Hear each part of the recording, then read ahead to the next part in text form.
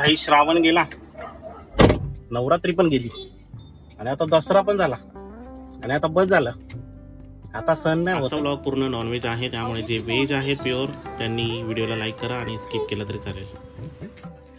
Blog सोबत आता बघूया बल्लू. आणि आता मी तुम्हाला दाखवते आपल्या छोट्याशा आमच्या आजीच्या गार्डन मध्ये काय काय आहे. हे बघा आपलं पेरूचं झाड. तसं जास्त तर पेरू नाही तिथे, एवढेच आहे. हे बघा, हे असे खूप सारे पेरू आहेत, खूप सारे पेरू. खूप प्रयत्न करून आता चूल तर पेटली आहे.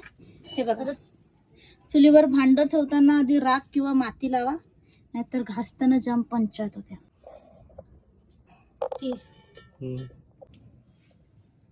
तेल तापलंय का असं बघूया आपण. कांदा वा वा वा वा तापलंय.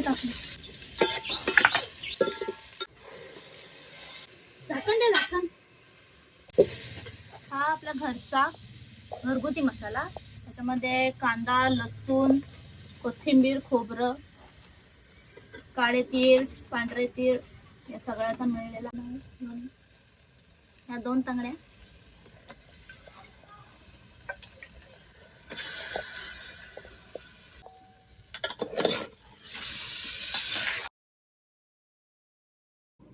बऱ्यापैकी झालंय, आता स्मोक देऊया.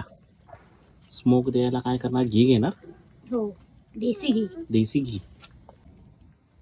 त्यामध्ये टाकायचं मस्तपैकी असेल. चुलीतलाच कोळसा, आपल्याला काय लांब जायची गरज नाही.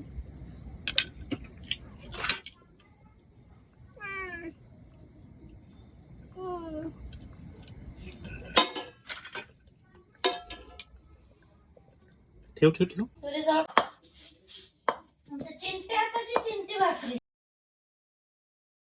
संपलं. पण कसं झालं करू. छान झालं.